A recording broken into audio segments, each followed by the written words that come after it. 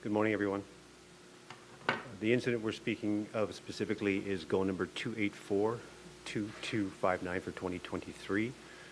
And as Laura has already said, yesterday, December 10th, at approximately 19:31 hours or 7:31 p.m., uniform officers responded to the address of 5 Glamorgan Avenue in Toronto in response to an unknown trouble for a person that was believed to have fallen from a unit in that building. Officers arrived on scene. They located a female who was conscious on the ground, and as a result of information that they received at that location, they attended a unit within that building to check on the well-being of 2 young boys. When they got to that unit, the actual unit was secured, so officers had to force entry into the unit. When they arrived inside, they did locate 2 young boys who were vital signs absent.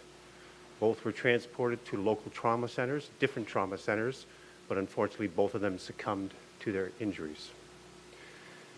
The female was also transported to a local trauma center where she remains at this particular time. She will be undergoing surgery, which I can't get into right now. She is a 25-year-old female, and I can tell you that the 2 young boys that were located in the apartment are brothers and are in fact her children.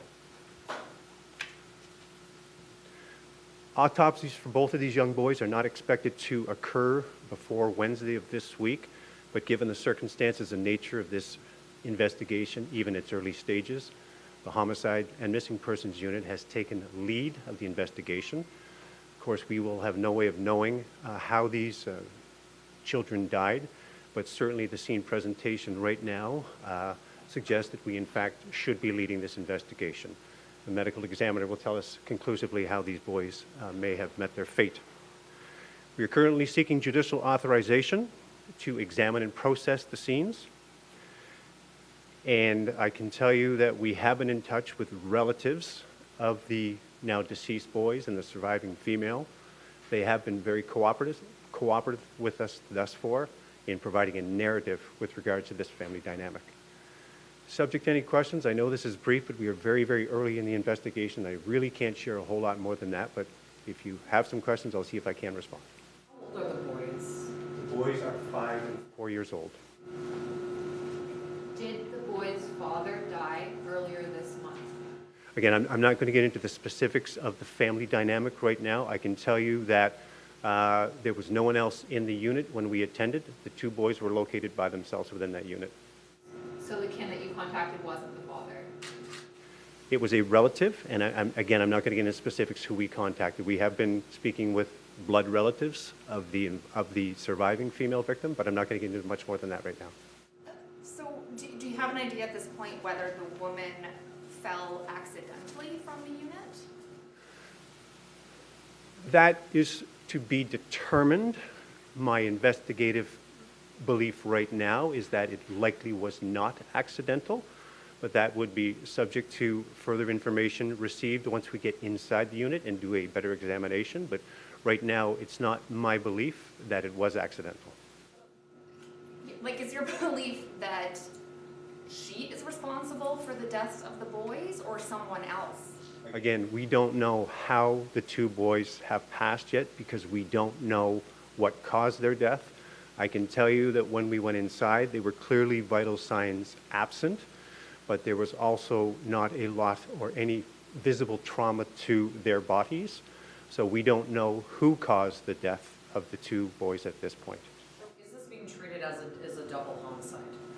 So it's being treated as a suspicious death, 2 deaths, pending the outcome of the autopsy, which is going to tell us how these 2 young boys died. Certainly, it's not an everyday occurrence where we have a situation where a young person dies with no known history or signs of trauma, but to have 2 of the same family found in this the way it's presented, then clearly, we are acting on inferences, but we're drawing no conclusions at this point. Did you expect her to survive? My understanding is that her injuries are quite serious, but she is stable right now. I suspect she's likely going to survive, but again, not a doctor, but the injuries that I've been made aware of would not be suggestive of someone that's likely to pass. Have you had an opportunity to question her? I have not spoken with her directly. Obviously, our investigators have been in contact with her. As I said, she's prepping for surgery or she may be in surgery right now. So obviously her care is what is paramount. The rest will look after itself when an opportunity presents itself. Are you able to tell us what kind of surgery she's having? Or what I can't get into that for privacy reasons. Okay, that's fair. You said that you believe it was not accidental. Do you think that the woman herself, like, put herself over the balcony, or that someone might have pushed her? Early on, I don't believe at this stage that she was assisted in falling over the balcony. I don't know what her motive was when that occurred, but certainly I have no reason to think that someone was with her at the time she fell. She told you to go check on the unit, and they told you there were children inside? Again, I'm not going to get into specifics. We received information at the scene, and based on that information, we did a wellness check into a unit. When we did that wellness check, the door was in fact secured. We had to breach it and then found what we found. Do you know how long the boys had been VSA before you guys entered the unit? I can't say specifically. I do have some information to suggest that they appeared to be healthy and well earlier that same day, and I won't get into how we have that information, but certainly some hours prior to us getting this call, they appeared to be in good health. Okay, thank you very much. Thank you.